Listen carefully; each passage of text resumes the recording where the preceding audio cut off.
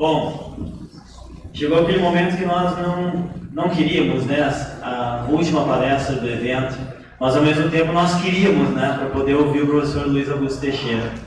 Então, para quem convive mais comigo sabe que é um prazer muito grande encontrar o professor Luiz Augusto Teixeira. Para quem não sabe a história, né, o professor Luiz Augusto Teixeira ele foi minha banca de doutorado e desde então a gente promete que vai fazer um projeto em colaboração, né, professor? Até hoje a gente não conseguiu. Mas a parte boa, né, é que em vários dos nossos simpósios o professor já esteve presente. É sempre um prazer muito grande ouvir. Então eu gostaria de convidar ao palco o professor Dr. Luiz Augusto Teixeira. Uma salva de palmas, por favor. O professor Luiz Augusto Teixeira é licenciado em Educação Física pela Universidade de São Paulo, fez o mestrado em Ciência do Movimento Humano pela Universidade Federal de Santa Maria e o doutorado pela Universidade de São Paulo em Educação Física. Ele também tem um pós-doutorado na Universidade de Simon Fraser, no Canadá. Foi professor visitante na Universidade da British Columbia, no Canadá, e também na Universidade de Paris Sul 11. Atualmente ele é professor associado na Universidade de São Paulo, coordena o Laboratório de Sistemas Motores Humanos e também coordena um curso de especialização em aprendizagem motora bastante reconhecido no Brasil. Ele desenvolve atividades científicas na área de comportamento motor, com ênfase em lateralidade, controle postural e envelhecimento. Então, professor Luiz, seja muito bem-vindo e depois da palestra do professor nós teremos tempo para alguns questionamentos.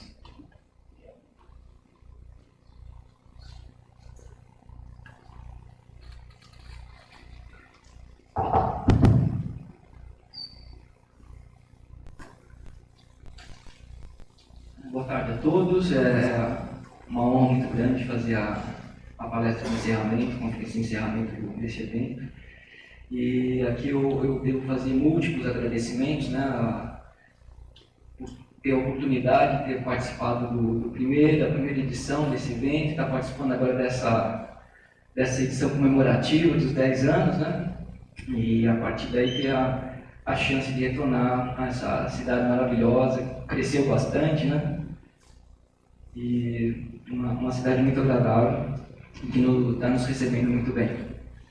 E, em segundo lugar, pela oportunidade de apresentar aqui pela primeira vez uma sequência de trabalhos que a gente tem feito nesses últimos 10 anos, pelo menos, que hoje nos permite mostrar algumas conclusões interessantes em termos da interação de níveis, do nível central e do nível periférico de controle motor, que faz parte da temática do evento, né?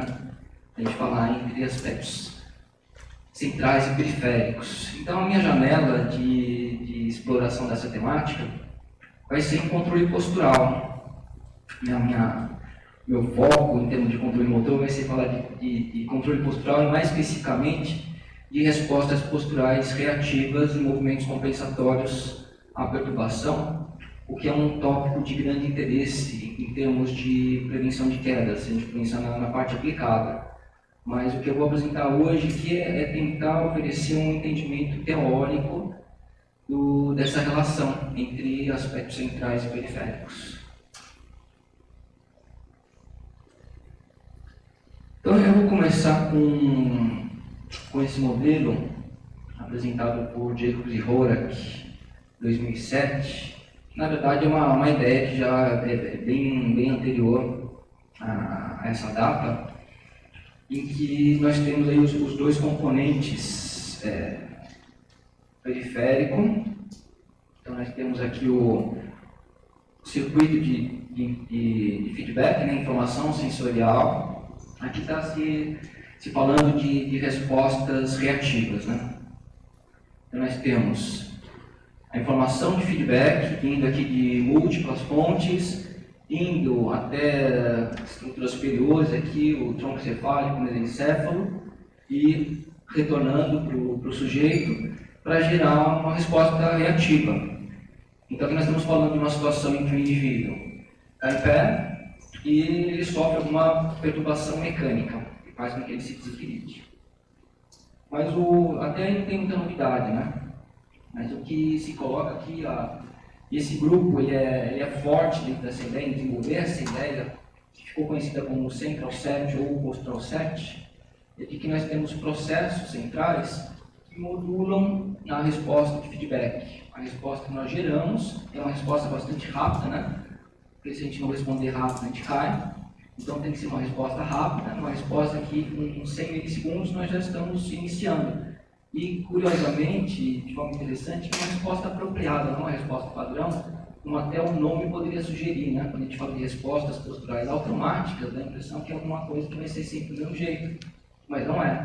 Ela é proporcional à perturbação, à magnitude da perturbação e ao tipo de perturbação. Então, voltando aqui ao modelo, nós temos aqui dois componentes que fazem parte disso que se chama de central set. Então, nós temos aqui um componente associado ao contexto, em saber o que vai acontecer, né, qual vai ser a perturbação que nós vamos receber, por exemplo. Então, nós temos lá já um indicador de que os danos basais fazem parte aqui desse componente que vai chegar aqui às sinergias posturais. E um outro também bastante importante, que é a experiência relacionada a essa linha verde aqui passando pelo cerebelo, né? Então nós temos aqui um circuito associado ao cerebelo que vai chegar também aqui às sinergias posturais e que nos permite a adaptação. Essa é a palavra-chave de hoje, a adaptação. Então é isso que nós temos estudado, né, em diferentes perspectivas, como que nós nos adaptamos a uma perturbação. Então se sabe que quando nós sofremos uma perturbação pela primeira vez, nós sentimos mais, né? Nós sentimos que o corpo balança mais, o desequilíbrio é maior. Já na segunda perturbação, não. Parece que é uma perturbação mais fraquinha, a gente não sente tanto. Então, esse é um dos principais indicadores dessa adaptação rápida. De uma tentativa para outra, de uma perturbação para outra, nós conseguimos melhorar a resposta. Então, esse tem sido o foco do nosso estudo. Então, nós vamos trabalhar bastante com essa ideia, particularmente o que está marcado ali em verde, o aspecto de experiência, o quanto que a experiência e tentativas passadas modulam a nossa resposta durante uma perturbação. Então, vou começar aqui por um trabalho clássico, um trabalho em milhares de citações, esse trabalho do Nash, um trabalho que eu gosto muito, e que aqui está mostrando o efeito da adaptação rápida. Então, nós temos aqui duas perturbações, né? Então, nós temos aqui a base de suporte sendo deslocada para trás, fazendo com que haja um estiramento aqui da musculatura posterior, representado ali o tríceps sural. E uma outra forma de perturbar o indivíduo que é fazer a rotação da base de suporte. Nas duas, a gente vai ver o mesmo efeito. É um estiramento dos músculos musculares, o que deveria gerar uma resposta de encurtamento, de contração. A gente estira os músculos musculares, o músculo encurta. Só que o que eles mostraram aqui é que isso depende muito totalmente do aspecto funcional. Então, aqui nesse caso, o sujeito contrair essa musculatura vai trazer ele de volta. Então, é adaptativo, é bom. Recupera o equilíbrio, né, a posição vertical. Nesse caso aqui, se ele deixar que esse reflexo seja ativado, o que vai acontecer se ele ativar essa musculatura, aí ele cai. Ele não consegue parar em cima da plataforma. Então, nesse caso, ele tem que inibir a resposta. E é justamente isso que a gente vê aqui ao longo dessas tentativas. Então, aqui a gente tem a eletromiografia desse músculo. Aqui a primeira, segunda, terceira, quarta tentativa. Na primeira não aconteceu nada, não iniciou o reflexo. Na segunda ele já aparece de forma tardia, na terceira ele já aparece um pouco mais cedo, na quarta ele aparece forte e rápido. Então, com 4 tentativas, o indivíduo aqui conseguiu melhorar a resposta dele. E o efeito funcional aparece aqui, né? A primeira, aqui nós temos a oscilação do corpo. A primeira perturbação balança bastante, a segunda menos, a terceira menos, a quarta bem menos. Então a gente vê aqui uma variável local ali a resposta muscular e algo mais global, né? Não está acontecendo somente naquele músculo, está acontecendo no corpo como um todo, fazendo com que a resposta seja mais estável, mais bem adaptada. E do outro lado a gente vê o oposto, né? Já na primeira tentativa tem uma resposta forte, ela não é boa, lembrando, né? Depois ele enfraquece e sumiu. E aqui o correspondente em termos de estabilidade, e vai ficando cada vez mais estável. Então esse é o nosso ponto de partida para começar essa história. Então aqui o que nós fizemos para avaliar os aspectos cognitivos associados a essa situação. Então aqui nós temos a representação do...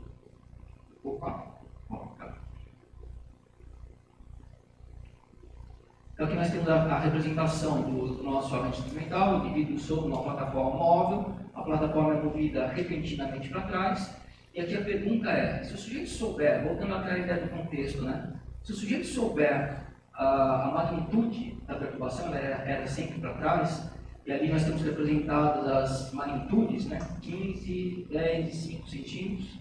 Se ele souber disso, ele consegue melhorar a resposta reativa? Já que, bom, a ideia lá daquele slide inicial é que o contexto, se tiver uma informação contextual, ele conseguiria melhorar a resposta reativa, né? Então, o que fizemos aqui para investigar essa questão foi fazer a comparação entre uma sequência aleatória e uma sequência em bloco, dando informação para o indivíduo do que iria acontecer na tentativa seguinte. Então a ideia é que, bom, se a informação tem algum benefício, quando ele sabe o que vai acontecer na tentativa seguinte, qual vai ser a magnitude da perturbação, ele conseguiria ter uma resposta melhor. E aqui estão os resultados mostrando que não. Então nós temos aqui em cinza o aleatório sem informação, sem a dica. Aqui o aleatório com dica, né? A dica era a seta, que tem no slide anterior, né? Ele via lá uma setinha representativa da magnitude da perturbação. E a mesma coisa para bloco. Bloco sem dica, bloco com dica. Então, aleatório é as três amplitudes sendo variadas aleatoriamente. O bloco, todas as tentativas de cada magnitude em seguida.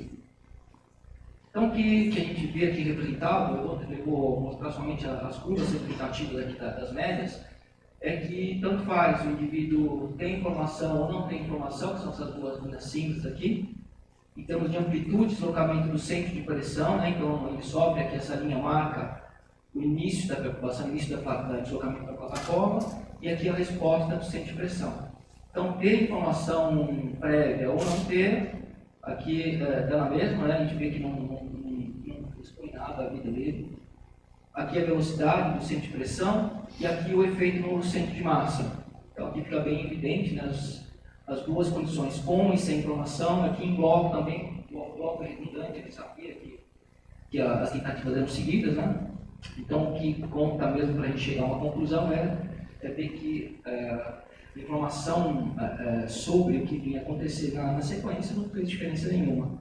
E, em termos de ativação muscular, a gente vê resultados bem interessantes. Então, coerente, né? Com e sem informação, com e sem informação, com e sem informação, não fez diferença. Quando a gente olha aqui para bloco, então lembrando que em bloco o indivíduo ele vai acumulando uma série de experiências em que a tentativa atual é igual à tentativa anterior e no aleatório a tentativa atual é diferente da anterior. Mas essa aqui é a grande diferença. E é isso que aparentemente leva a esse comportamento adaptativo. Então, um outro ponto interessante é que, ao fazer as tentativas em bloco, a gente viu que o timing de ativação muscular foi alterado. Então, no caso do gastrocnêmio medial, a resposta foi atrasada. O bíceps femoral ficou mais ou menos no mesmo ponto, né? Estou comparando aqui a linha preta e a linha cinza. E no eretor da espinha, nós tivemos um adiantamento da resposta. E com isso a gente mudou o timing da ativação, de forma que as respostas elas passaram a ficar mais alinhadas do que na situação aleatória. Então a gente vê que um componente de adaptação bem interessante aqui que nos ajuda a explicar a parte esquerda do gráfico, né? E que o centro de massa ele ficou mais estável, ele não balançou tanto. Então lembrando que nesse caso, o comprimento do local centro de massa mais estável se verifica. Então, primeiro resultado mostrando o não efeito da inflamação no nível cognitivo, né? O sujeito saber o que vai acontecer na sequência, e o efeito adaptativo de perturbações em loco. Na sequência, nós fizemos um segundo estudo também com esse foco, agora comparando as condições sem dica, dica sobre amplitude, dica sobre tempo e dica sobre amplitude e tempo. Aqui de novo achamos algo semelhante, agora acrescentando que na dica de tempo teve uma diferença. Aparentemente a partir de um estado de preparação ótimo para responder. Então, nesse caso, nós vimos que sempre que tinha a dica de amplitude, ela sempre foi parecida com sem dica. Então, quando olhamos de novo aqui para a amplitude do centro de pressão, velocidade do centro de pressão, centro de massa, sempre nós temos essa relação aqui. Dica de amplitude e sem dica, até confirmando o que nós vimos no experimento anterior, não faz diferença, está na mesma. Quanto que, quando nós olhamos aqui de novo para os mesmos três músculos, a gente vê uma diferença em relação à nossa condição controle sem dica. Então nós temos um padrão de magnitude, de tempo de ativação diferenciado. Aqui de novo, nós temos o que se repete aqui, é o não efeito cognitivo, não o efeito a ausência de efeito da informação sobre o contexto, né? O que vai acontecer na sequência, qual é a preocupação da pessoa. Então, lembrando que nesse caso, o tempo, geralmente, exceto na situação que o indivíduo recebe a dica temporal, que significa que ele tem um sinal preparatório e exatamente 2 segundos depois ele sofre a perturbação. Então, ele aprende essa relação, então ele sabe que depois de 2 segundos ele vai ser perturbado. Então, isso serviu para diferenciar a resposta, mas, de novo, não o nível cognitivo. E aqui o terceiro em que nós variamos agora a direção, para frente e para trás, então vamos testar agora, vamos ampliar um pouquinho o teste, o rigor aqui do nosso teste, e vamos variar a direção, para frente e para trás. E um outro ponto que eu destaco aqui é que aqui ninguém recebia dica, mas nós temos aqui uma situação extra, que é o aleatório, o seriado. Então, aleatório é a nossa situação, já fizemos nos experimentos anteriores, o bloco também, e o seriado significa que na primeira tentativa o indivíduo é perturbado para frente, na segunda para trás, e ele vai alternando entre as direções. Então, ele sabe para onde ele vai ser perturbado.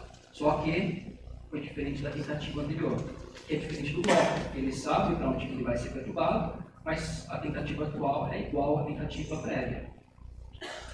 O aleatório continua, pode ser para frente e para trás, e o indivíduo não sabe para onde vai ser perturbado. E aqui estão os resultados que confirmam a ideia do indivíduo, mesmo sabendo. Aqui vejo que aqui ele não tem uma dica visual, ele tem uma dica proprioceptiva, né? Então, a preocupação no caso do aleatório, a preocupação no momento atual, para frente, é a dica de que na próxima ele vai ser perturbado para trás. Então, o que a gente viu aqui é uma semelhança muito grande entre o aleatório e o seriado, e o comportamento diferenciado do bloco. Então, seriado e aleatório, bem parecido, seriado e aleatório bem parecido aqui no centro de massa, deslocamento aqui na velocidade do centro de massa, também a gente vê o mesmo comportamento. Então, a gente, através de uma outra estratégia, nós mostramos, olha, não adianta o sujeito saber o que vai acontecer na tentativa seguinte. Se for diferente da tentativa anterior, a adaptação não é positiva. Claro que ele responde, ele fica em pé, a característica geral aqui é que o indivíduo ele é perturbado, mas ele continua em pé, não cai. Nem dá passo, ele está com os pés no lugar. Então, ele reage, mas os parâmetros, né, as características da resposta, elas são diferentes. O que a gente vê aqui é um maior efeito adaptativo imediato dessas perturbações repetidas. Que é justamente essa sensação que eu comecei a falar com vocês, né? A gente é perturbado uma vez, na primeira, sente mais, na segunda já não sente tanto, parece que é uma perturbação mais fraca, vendo que ela tem sido igual. E aqui o experimento mais recente abordando essa questão, que nós tentamos observar ou tentamos testar justamente o efeito das tentativas prévias, o histórico do que aconteceu no passado e como isso está afetando a minha resposta presente. Então, aqui embaixo eu tenho representado o design experimental. Eu tenho dois grupos, um chamado de INC para increasing, o DEC é decreasing, aumentando e vai aumentando a sequência de cargas ou diminuindo a sequência de cargas, ou a magnitude da carga. Então, o INC significa que eles fazem 8 tentativas com carga de 6% do peso corporal, depois 8 com 8% do peso corporal e terminam com 10% do peso corporal. O DEC, ele começa com 10, começa com mais desafiador, passa para 8 e depois termina com 6. Então nós temos as mesmas cargas, mas só com uma sequência diferente. E a partir daí a gente pode comparar o efeito das tentativas prévias, né? O quanto que as tentativas prévias estão afetando a resposta atual. Então eu vou começar pelo lado direito, que é onde esse efeito ele aparece de forma mais nítida, que é no centro de pressão, no sentido anterior-posterior. Então, só voltando aqui, ó, eu não mencionei esse equipamento é bem simples, a gente já usou bastante. Então o sujeito está sendo tracionado aqui nas costas. Essa carga ela é liberada de forma não antecipada, a gente não sabe quando ela vai ser liberada. Ele oscila para frente e tem que recuperar a postura ereta. Essa aqui é a nossa tarefa. Então eu vou começar aqui pelo lado direito, no centro de pressão. Então aqui algo que a gente vê inicialmente é esse degrau, né? É uma coisa que ficou bem bonitinha, bem marcada. Então isso mostra aqui a carga de 6%, a carga de 8% e a carga de 10%. A gente tem 3 degraus. E o que eu destaco aqui nessa figura é que logo na primeira tentativa, aqui e aqui, nós já temos uma resposta diferente do que ele vinha fazendo na carga anterior. Que mostra que o feedback atual, né, o quanto ele está oscilando, ele gera uma resposta reativa que permite que ele fique em pé, que ele recupere o equilíbrio. Isso acontece logo na primeira tentativa. Então a gente está vendo aqui um componente periférico importante, né? O feedback que está vindo da oscilação corporal é usado para graduar a resposta que ele aplica. A resposta é graduada em função da magnitude da perturbação. Isso já na primeira tentativa. Então esse é um componente importante para falar do aspecto periférico, né? Então nós temos aqui os fluxos musculares, tem a pressão nas dos pés, tem um aparelho vestibular, a cabeça que está oscilando, tem uma série de informações sensoriais que está dizendo para ele, está oscilando para frente, corrija a sua postura, volte para uma posição mais estável. Mas o mais interessante aqui, nesse caso, é a diferença entre os dois grupos que aparecem de forma mais nítida, aqui na carga de 10%. Então o que a gente vê é que o grupo DEC, que começou com 10%, ele responde ele apresenta uma resposta mais forte, então uma grande amplitude. Veja que tem aqui, está chegando na casa de perto de 18 centímetros de deslocamento do copo, então ele vai dos calcanhares até a ponta dos pés. E aqui nós temos um grupo que veio escalando nesse sentido, né, que é o INC. Ele começou em 6 e está terminando aqui em 10. Então a gente vê que nas 8 tentativas nós temos essa diferença de distinção entre os dois grupos. E até como algum subproduto aqui a gente vê o efeito de fazer uma adaptação a uma situação mais desafiadora, começando com uma carga mais baixa. Né? A gente vê lá que esse grupo ele consegue responder de forma mais branda e ficar em pé, todos recuperam o equilíbrio. Aqui o critério para se aceitar a tentativa era não dar o passo. Se o sujeito desse o passo, ele já estava desclassificado. Então isso a gente vê também aqui em 8% e menos aqui. Apenas nas primeiras tentativas aparece essa tendência, mas aparece mais claramente aqui, nas cargas mais altas.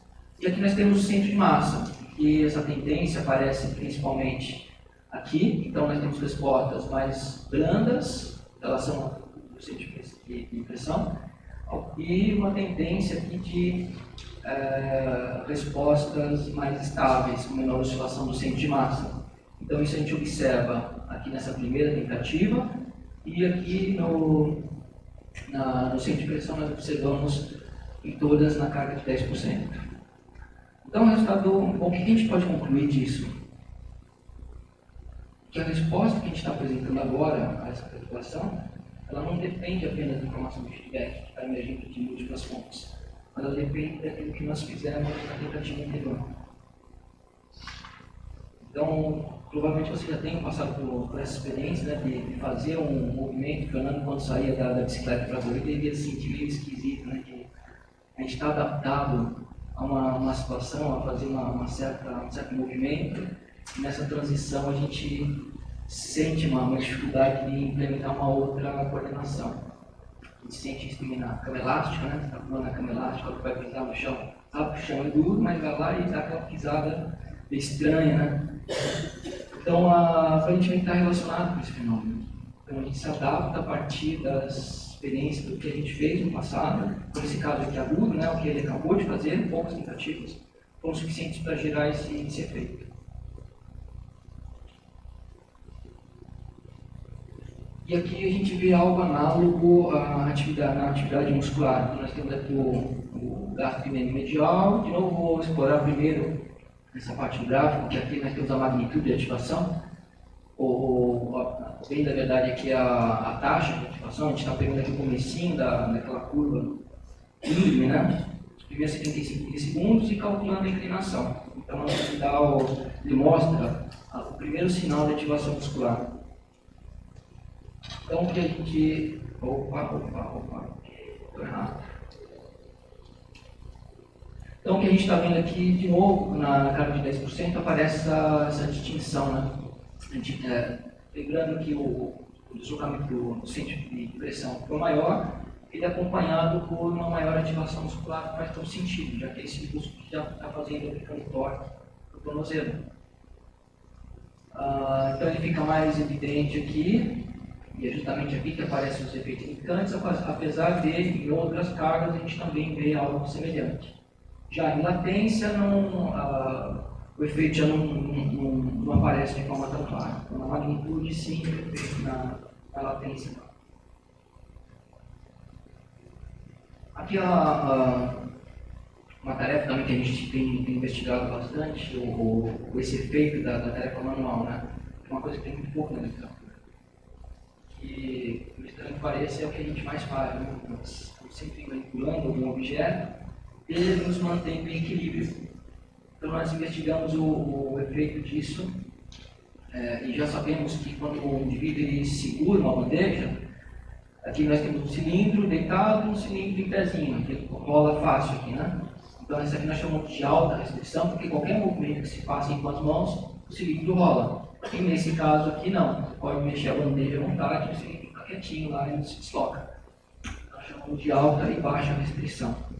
E aí usamos o mesmo aparelho para produzir a perturbação.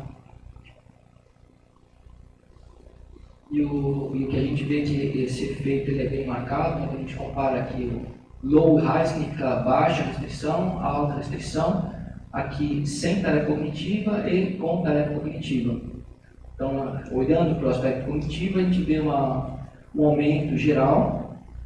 Nesse caso, que nós estamos vendo a velocidade da bandeja, que é o nosso indicador do efeito final, né? Está acontecendo o corpo como um todo sobre a bandeja, quanto a bandeja está estável, e o efeito aqui da restrição. Então, a gente vê que está bem marcadinho aqui, né? Fica bem nítido o efeito sobre o deslocamento da bandeja, o fato do cilindro estar deitado a em pé. Ok, essa aqui é a manual, vamos ver o que acontece no equilíbrio, ou particularmente as articulações que estão levando a recuperação do equilíbrio, né? Então nós temos aqui o movimento do quadril, flexão do quadril, do tornozelo e do ombro. Então veja que nos três aqui a gente tem o mesmo perfil. O mesmo acontece aqui, nós temos o deslocamento linear do ombro, que dá uma medida de quanto o sujeito oscilou para frente numa tarefa como essa. Então, o que a gente vê, o que aconteceu lá com a bandeja, ele se reflete, é refletido aqui nas articulações. A gente vê claramente aqui o efeito da tarefa manual e o efeito da tarefa cognitiva.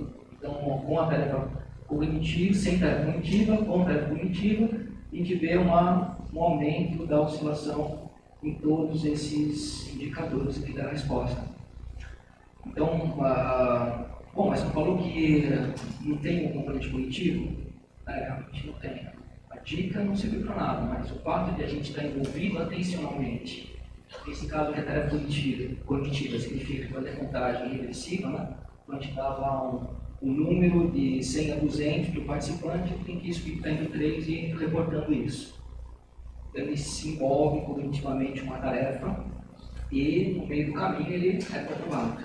Então a gente está vendo que, nesse caso, existe uma maior instabilidade, uma maior dificuldade em recuperar a postura, o equilíbrio da postura vertical.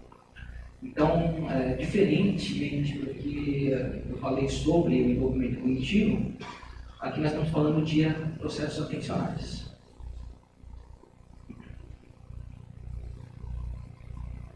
Continuamos aqui na mesma situação, mesma tarefa, só que agora deslocando a base de suporte para trás, comparando indivíduos com Parkinson e idosos saudáveis. Então está lá de novo o efeito da tarefa. Nesse caso aqui nós temos o componente adaptativo sendo dado pela sequência, de baixa para alta ou de alta para baixa. Nós temos aqui o controle, o grupo de Parkinson, os dois sendo afetados pela tarefa atual, né? O current condition significa a tarefa que está fazendo no momento. Então nós temos aqui os dois grupos sendo afetados, de novo aqui a velocidade da bandeja. E aqui nós temos a fase relativa entre quadril e ombro, o movimento na angulação do quadril e ombro, mostrando justamente uma variável que nos indica a coordenação entre duas articulações importantes. Uma do quadril, que é importante para recuperar o equilíbrio, né? Particularmente nessa situação que existe uma grande perturbação, o quadril desempenha um papel importante. E o ombro no sentido de regulação da bandeja, né? Estou tentando mostrar o quanto que elas estão associadas. Então o que nós estamos vendo aqui é que quando nós comparamos o baixa e alta nos indivíduos controle, nós passamos aqui de uma fase relativa quase em zero, né? Estamos quase em fase, para um outro modo de coordenação com grande atraso de fase.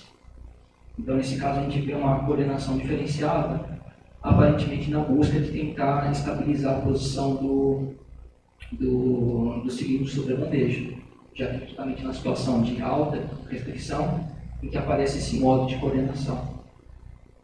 E o componente cognitivo aparecendo também, né? De novo, nesse caso aqui, a sequência. E aqui tem voltando então o nosso foco para a adaptação, a gente vê aqui que nos dois grupos, controle desse lado, Parkinson desse, nos dois a gente vai vendo, conforme se aplica, aqui são blocos de tentativas, em que são alternados baixo, alto, alto, baixo. Nós estamos intercalando aqui, né? A gente vê que o grupo controle, conforme ele muda a condição, ele se adapta a ela e existe uma adaptação entre os blocos de tentativas. Existe essa adaptação para o Parkinson também, mas não como a gente vê aqui, né, nessas condições em particular. Isso aqui nós estamos falando do pico de flexão dos ombros. No quadril, a gente observa algo diferente e curioso, né? A gente vê que a primeira condição ela afeta o que vai acontecer depois. Então nós temos aqui a condição baixa, alta e aqui a alta, baixa. A gente vê que as duas curvas não se tocam em momento algum. Estou mostrando aí o ajuste instantâneo à condição experimental e adaptação. Já no caso do Parkinson, a gente de novo não consegue ver esse componente, né? Tanto faz a condição inicial, a condição que ele está passando aqui, o resultado é bem parecido. Então, aparentemente, aqui a doença de Parkinson ela afeta, né, nesse componente adaptativo.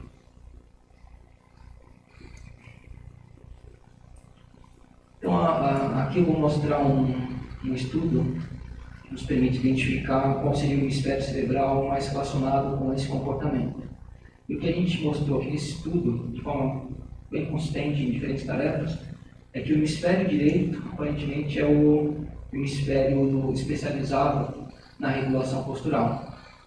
Então, para isso, nós comparamos pessoas que sofreram um AVE, ou no hemisfério cerebral esquerdo, ou no hemisfério cerebral direito, comparando com descontrole sem lesão.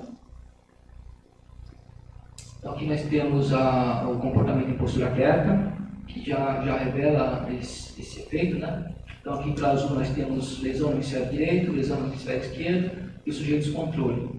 Aqui nós temos postura quieta em piso rígido e piso maleável. Em todas as condições, a lesão no hemisfério direito é aquela que levou às maiores oscilações. O foco é a postura perturbada. Então, aqui nós temos o correspondente, né? Então, a gente vê de início, né?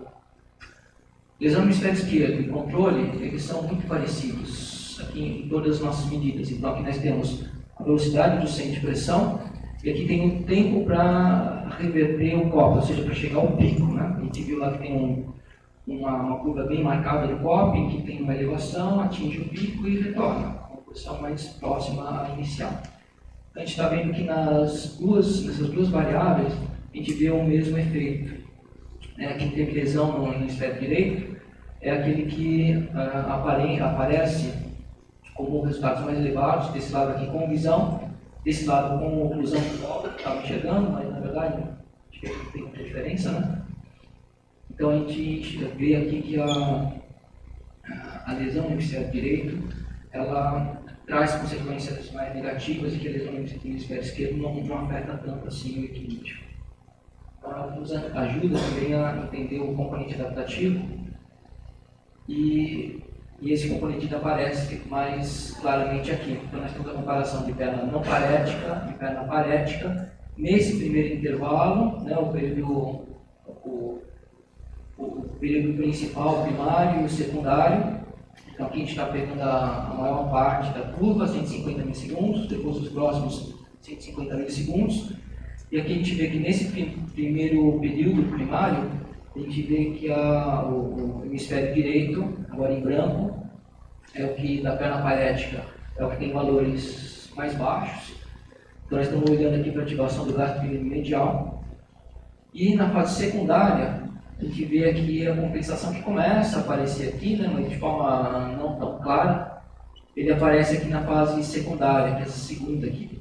Então aqui a gente vê a compensação da perna não parética para essa falta de resposta da perna parética. Então aqui a gente está vendo uma adaptação que a gente não sabe quanto tempo, não são pessoas que sofreram essa lesão já há bastante tempo, né? Então provavelmente aqui no seu dia a dia essa compensação vai se estabelecendo, né? A ativação de uma perna compensa da não parética, compensa a falta de ativação da perna parética.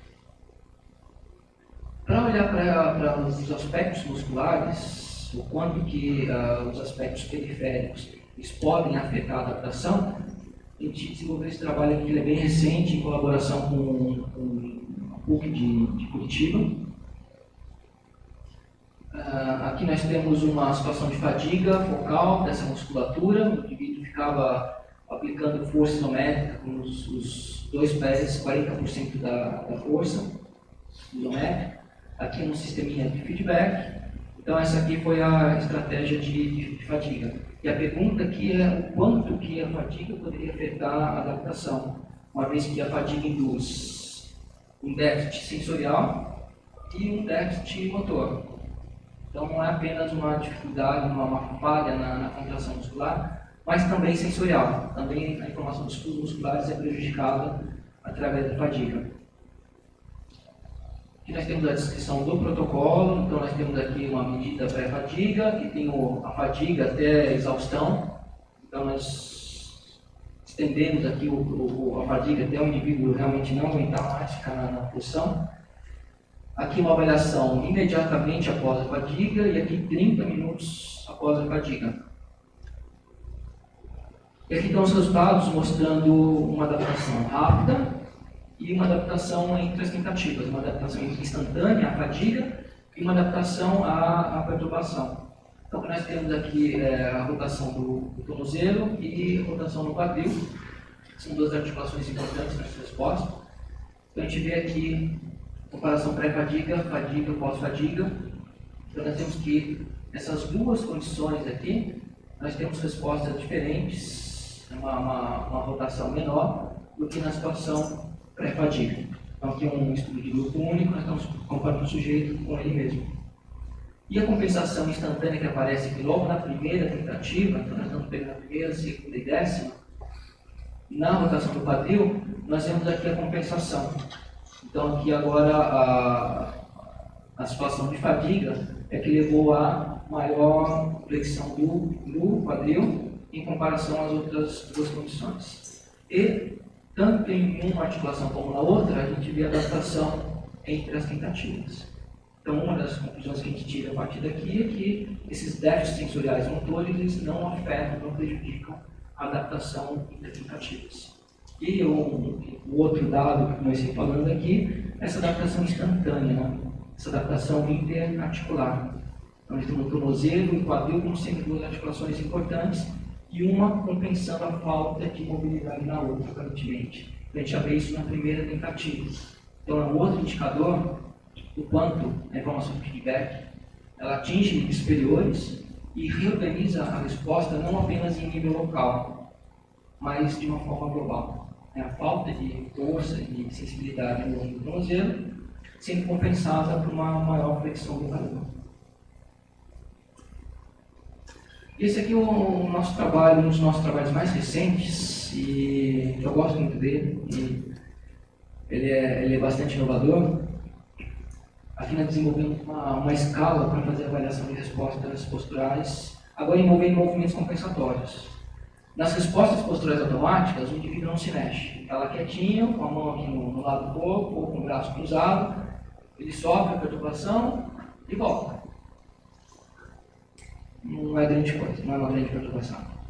A resposta muscular é bem marcada, não chega a ser algo desafiador. Aqui a ideia era fazer algo radical, né? Nós colocamos o sujeito agora para ser perturbado no eixo médio-lateral. Então, até aqui a gente estava perturbando no eixo antero-posterior. Aqui ele foi perturbado no eixo médio-lateral, com os pés juntos e com diversas perturbações, variando desde algumas mais fáceis de responder, como essas de rotação, essa não é um grande desafio, até outras em que a gente combinava a rotação com translação. Então, a plataforma faz este movimento aqui. E essa aqui é a escala de avaliação. Então, é algo para ser feito visualmente. Então, aqui a gente não usou plataforma nem câmera. É uma avaliação visual. Então, o que nós temos aqui é a nossa escala de pontuação, né?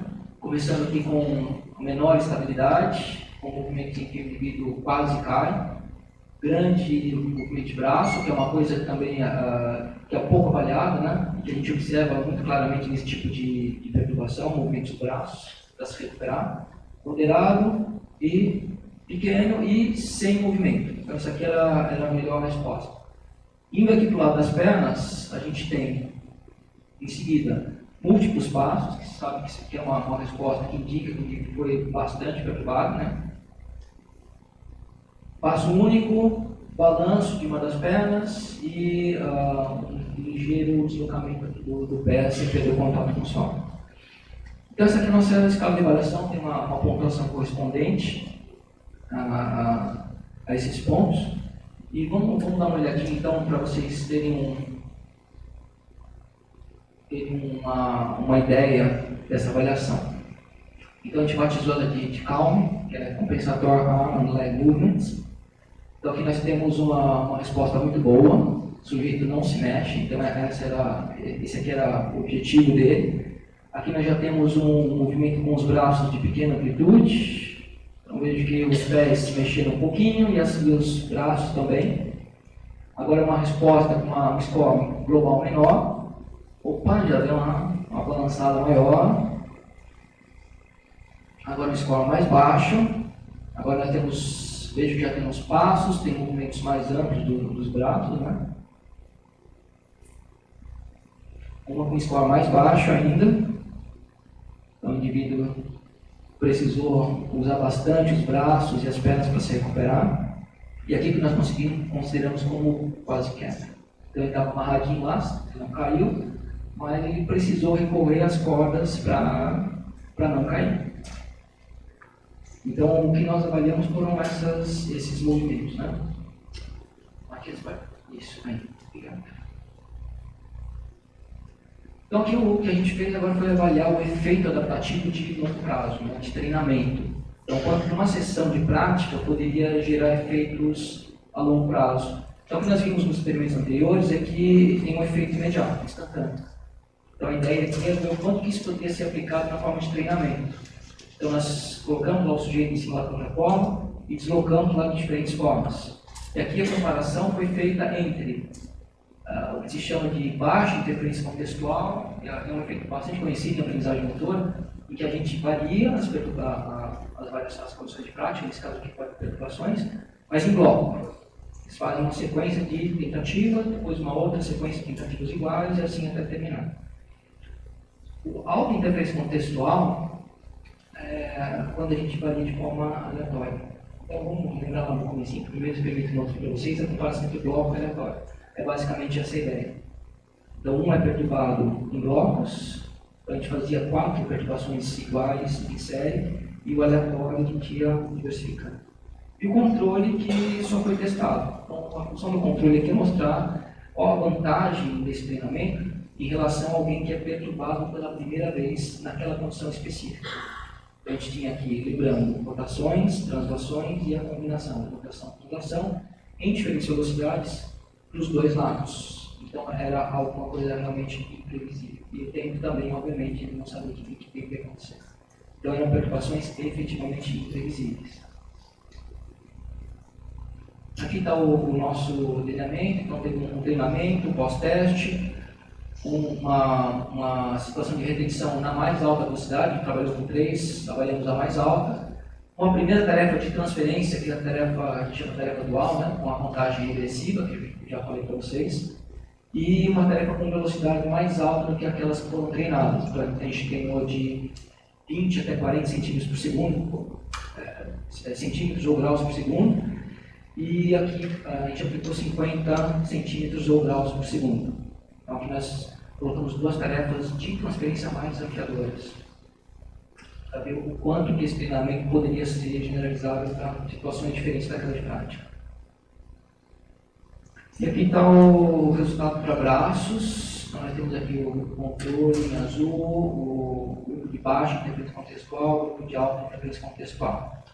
Aqui, como eu falei para vocês, a rotação ela não é um grande desafio.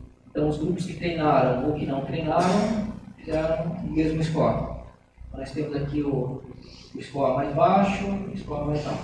Então, nesse caso aqui vai até 5 para braços. Aqui nós temos translação. O B significa baixa velocidade, velocidade intermediária e velocidade alta. Translação, baixa velocidade, velocidade intermediária, velocidade alta, aqui já começa, aqui deve aparecer um efeito, e ele aparece aqui nas perturbações combinadas, de forma significante aqui, quando nós temos a perturbação combinada em alta velocidade, que é mais desafiadora. Mais desafiadora, os scores de braço foram melhores, ou seja, eles usavam menos braços para se reequilibrar do que o grupo controle. Isso foi igual para os 2 grupos de prática. Para pernas, o efeito fica mais evidente. Então, de novo, a rotação não foi um grande desafio, translação em baixa e velocidade intermediária também não foi lá grande coisa. Começa a aparecer uma tendência aqui com translação em alta velocidade, mas os efeitos significantes aparecem aqui, como a gente está vendo. Os 2 grupos foram melhores do que o grupo de treinamento, né?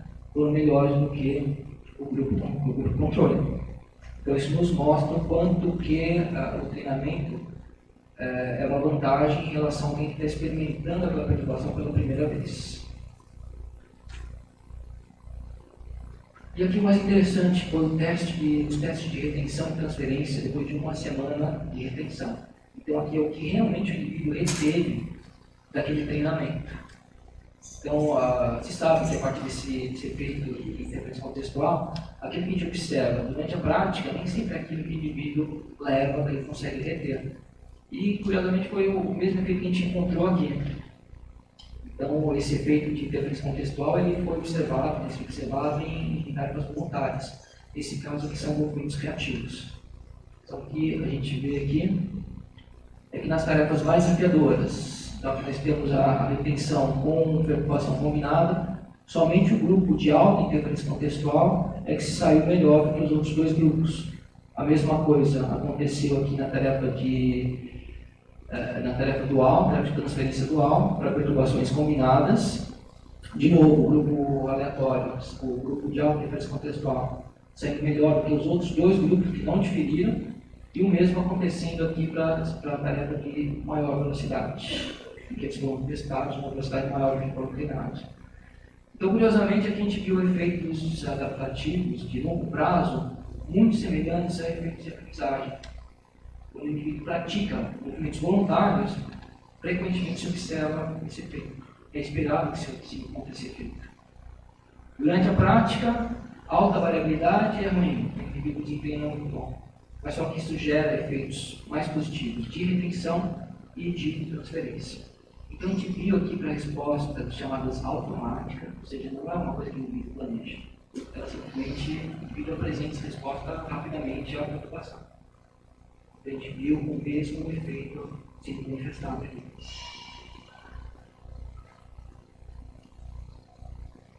E, para finalizar, bom, o que a gente tem a dizer a partir desse conjunto de resultados, daquele modelo de então, eu vou pegar emprestado esse modelo aqui para fazer algumas modificações, alguns ajustes aqui.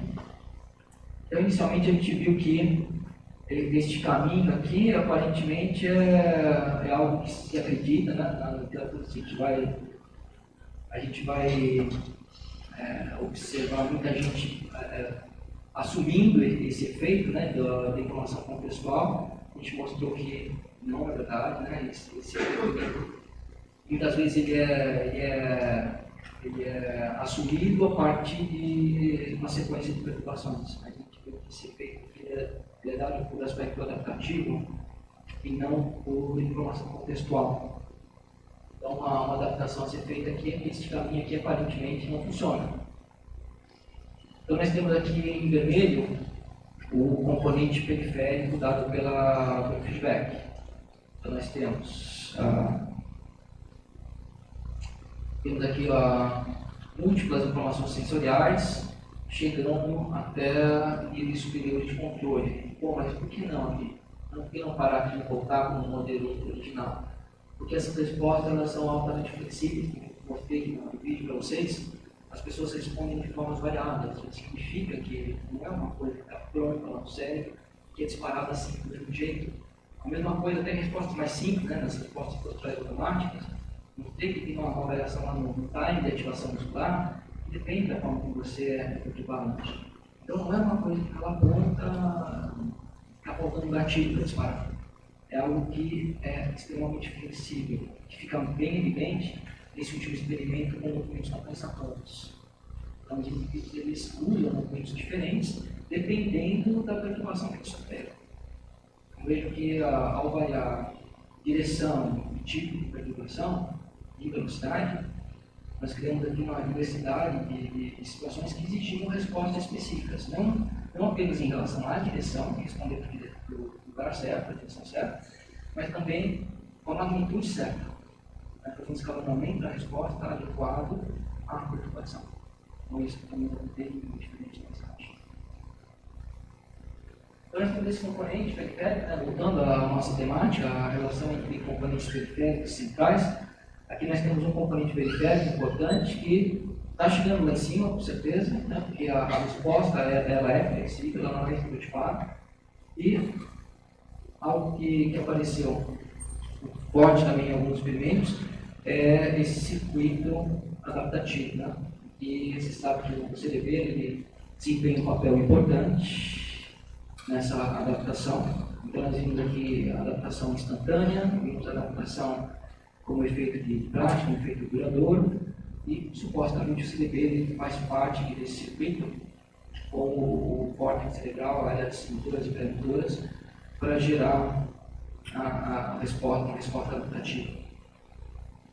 E o que nós mostramos aqui um dos resultados mais recentes, que a gente mostra o efeito de expectativas prévias, é esse componente de feed-forward.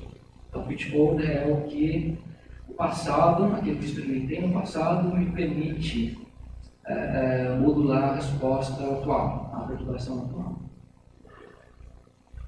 Então, isso o feedback não é capaz de explicar. Então, o fato de usar a experiência passada para modular a resposta atual indica que tem um componente de feed-forward.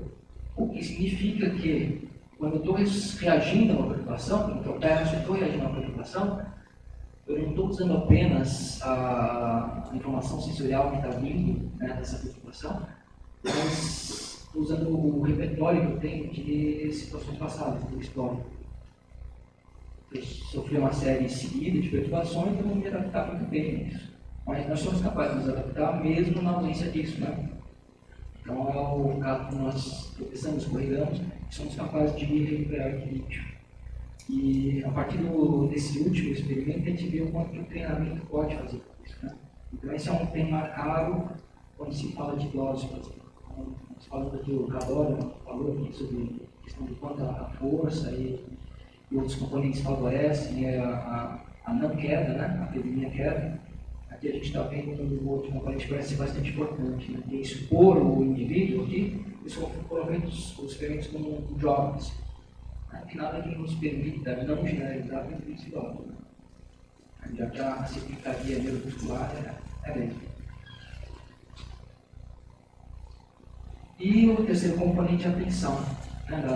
Daquele experimento sobre a bandeja, né? De manter o aparelho, o cilindro estabilizado, o quanto que o envolvimento cognitivo, né, a tarefa de montagem agressiva, ela afeta a resposta postural. E lembrando, né, que a própria tarefa que nós usamos, a tarefa manual, é uma tarefa que envolve aspectos atencionais, uma vez que a restrição é algo abstrato, né? Eu vejo lá o cilindro e imagino, bom, se eu mexer as minhas mãos, ele vai rolar para frente e para trás, a minha tarefa é não deixar ele se mexer. Ficar deitadinho, esse aqui posso mexer e não vai sair do lugar. Então esse é o terceiro componente que eu quero trazer. Quanto que essa relação entre aspectos periféricos e centrais é mediada por atenção, processos atencionais. Esse aqui é o meu grupo de trabalho. Bom, eu estou apresentando aqui nada mais é do que um conjunto de trabalhos dos meus alunos e meus colaboradores, em particular o professor Daniel Coelho, trabalhou ao meu lado por muito tempo, hoje está na Universidade Federal do ABC, mas continua parceiro do mesmo jeito. Então eu devo tudo que eu estou apresentando aqui a esse grupo fantástico. E com isso eu me coloco à disposição para responder questões. Obrigado pela atenção e por ficarem aqui até o final desse evento.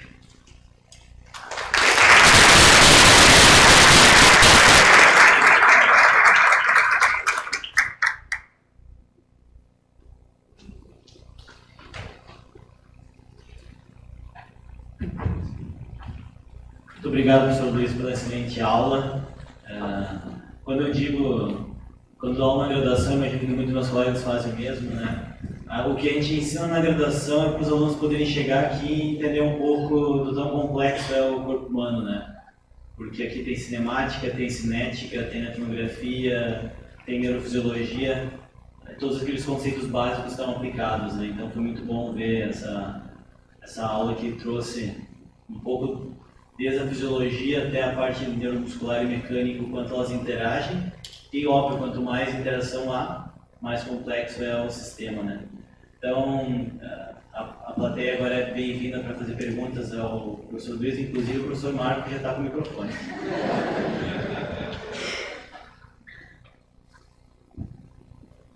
Luiz, muito obrigado excelente, realmente excelente aula. O professor Felipe contratou meu cérebro para ter bastante atenção em todas as apresentações, fazer muitas perguntas. Então, eu sinto dizer, eu fiquei com muitas perguntas na sua apresentação.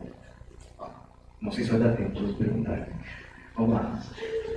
Primeiro, queria saber qual a importância de cada um dos sistemas sensoriais nessas perturbações que tu estás causando. Então, por exemplo, eu tenho um sistema visual, eu tenho um sistema proprioceptivo em músculos, eu tenho um sistema proprioceptivo nas minhas articulações, nos meus ligamentos, até na pele eu tenho sensores que vão enviar informações, né, na verdade, a respeito do que está acontecendo na periferia do meu corpo.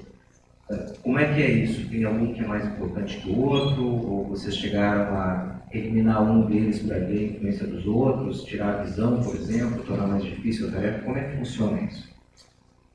É que nessa, em particular nas respostas posturais automáticas, reativas, um ponto curioso é que assim, a informação visual ela é sempre, ou em grande parte dos estudos, é usada como algo para tornar a situação mais difícil, né? Mas o que a gente tem visto que não é algo importante, particularmente nessa tarefa não é algo importante. Eu mostrei aqui um resultado em particular, comparando lá com visão, sem visão, que realmente não afeta tanto, é uma das menos importantes. Mas é uma situação sensorial bem complexa e que é difícil dizer se existir uma hierarquia, né, qual que é o mais importante, porque a gente tem a informação da sola dos pés, que é bastante importante, né? A gente viu lá o deslocamento do centro de pressão em alguns slides, variando aí mais de 15 centímetros, né? Praticamente pega de ponta a ponta o pé participante. E tem as informações proprioceptivas de múltiplos pontos, né? A gente aborda mais o tornozelo, na verdade, tem o quadril, do tronco, tem a informação do aparelho vestibular, da cabeça oscilando, né? Então a gente tem múltiplas fontes de informação que é difícil, não se conseguiu chegar nessa tarefa em particular a dizer, olha, nessa aqui que é mais importante. Por exemplo, não chegar a testar com indivíduos que tiveram, por exemplo, ruptura do ligamento cruzado anterior, por exemplo, do pé do próprio sector a nível do joelho. Isso não modificaria, talvez, a resposta a essas preocupações? Exato, aí é que está o X da questão, né? Vou voltar ao experimento da fadiga. A gente tinha a expectativa de que a lesão, a fadiga nos músculos do tornozelo, elas iriam gerar uma dificuldade muito grande para os indivíduos responderem, né? Inclusive tem um que eu não mostrei aqui, que a gente gerou fadiga numa perna apenas. Justamente pensando, a outra vai compensar muito, né? A gente viu que não deu muito certo a ideia. Então, a nossa explicação, inclusive, para esse tipo de fadiga é que o déficit de informação sensorial no tornozelo, que é importante, ele é compensado por outras fontes sensoriais que estão disponíveis, né? E que o indivíduo usa em substituição a essa do tornozelo. Então, um conceito bem estabelecido hoje, né, nessa literatura, é de represagem sensorial.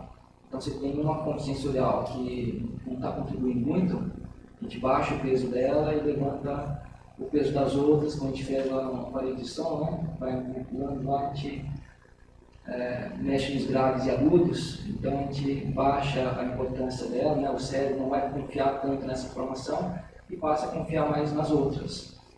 Então, aí é que está o desafio, e certamente a partir daí a gente já sabe que não vai encontrar uma ordem bem estabelecida, mas isso aqui é mais importante, depois esse, porque essa ordem aqui ela pode mudar de uma hora para outra. O segundo aspecto foi que mostrasse, por exemplo, o deslocamento para um dos lados, né, em termos de perturbação. Tu mencionaste que o lado direito, o hemisfério cerebral direito, seria mais relacionado com as questões de postura, né? Assim. Então, a minha pergunta é se existe diferença se eu faço perturbação para o lado direito e para o lado esquerdo, então essa seria uma relação. E a segunda, se existe alguma diferença em relação à dominância, se existe um efeito de o meu lado dominante ser melhor do que não dominante para responder às perturbações. Olha, aparentemente em algumas pessoas isso aparece, a gente não chegou a analisar, mas aparentemente a pessoa, dependendo de se a perturbação é para a perna preferida, que ela prefere se apoiar, ou para a perna contrária, a resposta muda um pouco. O que vem fortalecer essa ideia de flexibilidade, né? Não é uma resposta pronta. A resposta ela pode ser diferente, dependendo do lado que se aplica a perturbação, mas é uma observação sistemática, não foi mensurada, é o que a gente comentou, parece que muda, né? Se a perturbação é para um lado, o sujeito se perturba mais do que se a perturbação é para o outro. Né? Para alguns participantes, particularmente, a gente não chegou a fazer essa avaliação, mas acho que é uma questão interessante, que está na listinha ainda dos pontos para se voltar, se carafunchar os dados para avaliar essa questão. Terceira e última pergunta em relação à questão do idoso. Mencionasse, por exemplo, que, pelo que eu vi, acho que a maior parte dos sujeitos são jovens. Né? A questão seria de que forma o envelhecimento, já que o risco de quedas, né, ele é uma coisa que é muito presente na questão do idoso, de que forma esses sistemas sensoriais, a nossa capacidade adaptativa à perturbação, ela se modifica com a idade. E segundo, nós teríamos como treinar isso nos idosos. Como é que eu treino o idoso para ele não cair, para ele não tropeçar? Teria algum treinamento específico que a gente poderia elaborar para reduzir a probabilidade de queda, melhorando a capacidade do sistema? A partir desses efeitos de treinamento, eu arriscaria dizer que sim. A gente não tem um experimento feito com idosos, ou melhor, nós temos um indivíduos com Parkinson, um programa especial com pessoas que têm a doença de Parkinson em estágio avançado, que tem o bloqueio de marcha, então as pessoas caem muito. E a ideia é ver o quanto esse treinamento poderia afetar isso. Né? E a gente, os dados são quentinhos ainda, por isso que eu não trouxe para cá, mas a frequência de respostas, baseada nesse último estudo, de frequência de quase quedas e de múltiplos passos, diminuiu drasticamente nessas pessoas. E algumas delas relataram que o treinamento teve um efeito no dia a dia delas.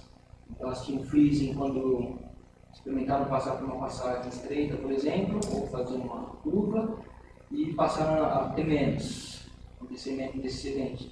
Então, foi algo que me deixou bastante feliz, né, porque um dos objetivos desse estudo é justamente avaliar não apenas os efeitos em situação de laboratório, mas o quanto que o treinamento poderia afetar no dia a dia. Então, esse é um ponto que está nos preocupando, no nosso foco de atenção. Então, assim, um idoso saudável, ele é muito parecido com um jovem. Muito parecido. Já fizemos, como trouxe os resultados, a gente fez perturbações com rotação e não conseguimos ver nenhum efeito associado à idade. A gente viu os efeitos daquilo que foi manipulado, né, sequência de perturbações, mas nenhum efeito associado à idade. Mas eram pessoas ativas, fisicamente ativas. Então não era, não sei se está chamado como predominante, mas não eram pessoas sedentárias. Então, até o que a gente viu aqui na palestra explicatória, né, que com um pouquinho de treinamento de força a gente já consegue grandes ganhos. Né? Então, possivelmente sejam pessoas que estejam mais próximas do perfil do jovem do que do perfil do idoso tradicional, desse que a gente vê nos ativos, né, que é aquele sedentário já, que está muito tempo inativo, né, que tem discussões associadas à inatividade, não é à idade, mas à inatividade. Obrigado. Parabéns pela palestra, prazer te assistir como sempre, né? Eu queria, se possível, que você voltasse no modelo, na sua modificação, naquela proposta que você fez do modelinho mais tem foco de atenção.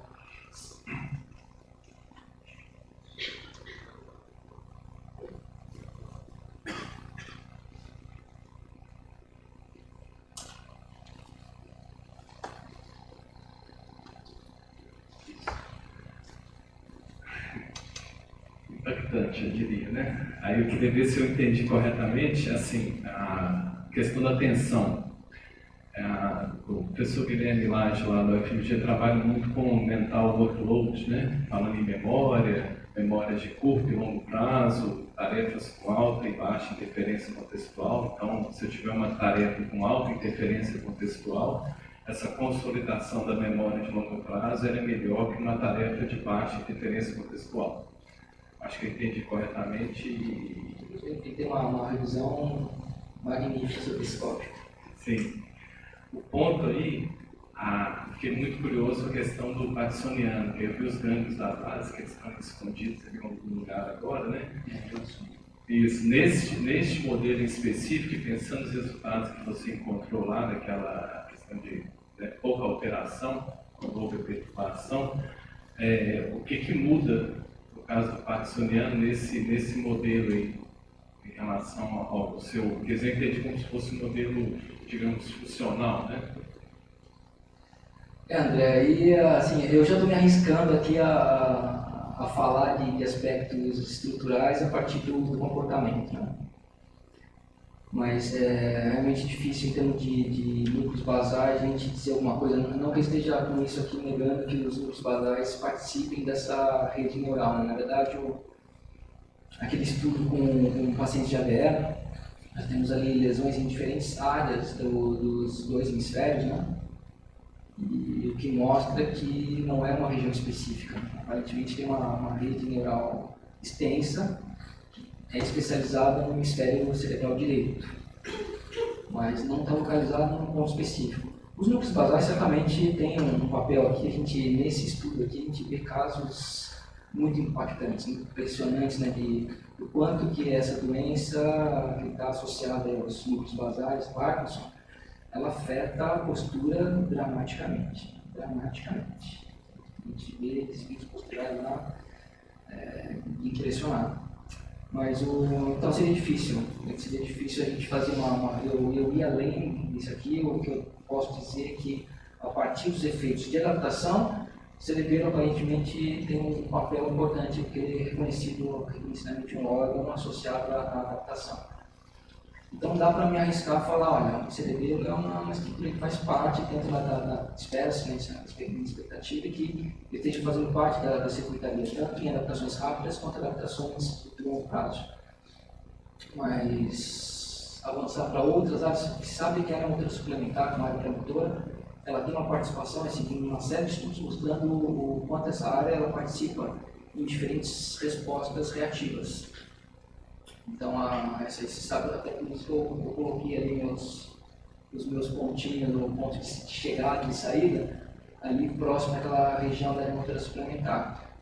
Mas é uma circuitaria extremamente complexa, não me arriscaria, até porque não é a minha área, como do professor Guilherme, né, a falar de aspectos neurofisiológicos. Aqui eu estou pegando um modelo emprestado para falar, olha, tem esse componente aqui, particularmente esse tipo de informação contextual, e os meus dados não estão confirmando, e não tem na literatura algo que mostre claramente isso, né? O quanto que a informação contextual, de fato, apenas contextual, ou seja, o nível cognitivo, afeta respostas criativas. A não ser que, como eu mostrei aqui, você saiba o tempo da perturbação. Se a gente considerar isso como uma dica contextual, ok. Mas veja que nesse caso o tempo ele não indica, era para frente e para trás a perturbação, né? A dica não estava dizendo de tempo como que ele ia se perturbar. Então, aparentemente, é um processo preparatório, né? O sujeito se coloca no estado de prontidão ótimo para responder. Mas isso aí não dá para chamar de informação contextual nesse sentido, que tem sido usado dentro do conceito de 100%.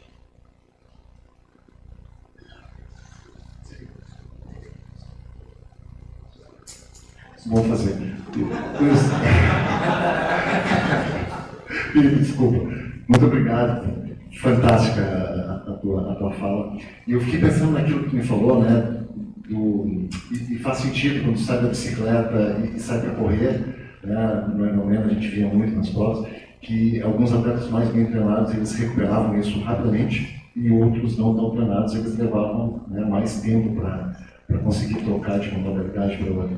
E aí eu fiquei pensando se esse teu modelo consegue explicar isso, e eu pensei, já que a gente está falando em esporte, no biathlon, né? O pessoal faz o esqui cross-country e eles têm que deitar no chão e rapidamente acertar no alvo com precisão.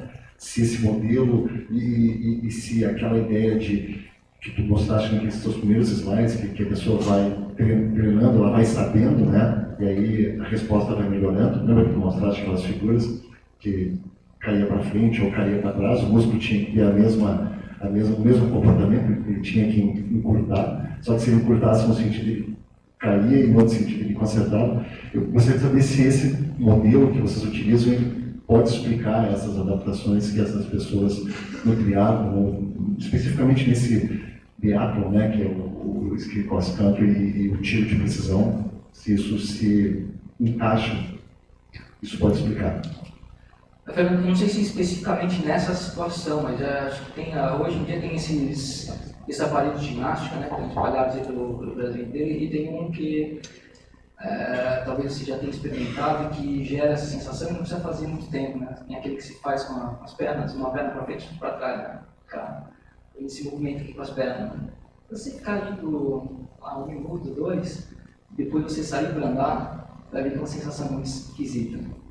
Muito esquisita. Assim como por exemplo, da cama elástica e outras situações em que a gente transita de uma situação para outra. Você sabe, você quer fazer algo diferente, você sabe que o desafio vai ser diferente, mas vai ser o corpo estar ainda respondendo, pelo menos em parte, para aquilo que você acabou de fazer. Então, acho que é bom, a gente consegue ilustrar esse efeito através disso que boa parte de nós aqui já experimentou. Agora, em relação esse contexto que você colocou, eu não sei se seria exatamente isso. Aqui, os meus exemplos são mais na situação de que você passa por situações repetidas, se adapta, o seu organismo se adapta a ela, como, bom, pegar uma cama elástica, talvez seja o mais conhecido que já experimentou, já sabe o que estou falando, né? Você está lá saltando, agora que vai voltar para o chão duro, dá aquela pisada estranha, né? Porque na cama elástica tem que manter os joelhos estendidos. E quando você vai pisar no chão, você tem que flexionar o joelho para amortecer. Só que a gente pisa e o joelho fica estendido, fica durão, né? Aquela pisada dura. Então, mesmo que você saiba, o chão é duro, eu tenho que modificar o meu comportamento, isso só vai acontecer depois de alguns passos. Então, sim, talvez não sei se o efeito ele seria atenuado, mas em princípio sim, né? O seu corpo está, porque veja, o andar é algo extremamente comum para todos nós, nós estamos extremamente treinados nisso, né? Então, esse exemplo inicial que eu dei do equipamento de ginástica é algo que, se a gente experimentar, você vai ver a sensação estranha que a gente tem quando a gente vai andar depois de ter feito esse aparelho. Né? Então, quando o seu corpo está preparado, foi estimulado para responder de uma certa forma, leva um certo tempo para voltar ao basal, né? Que você está acostumado.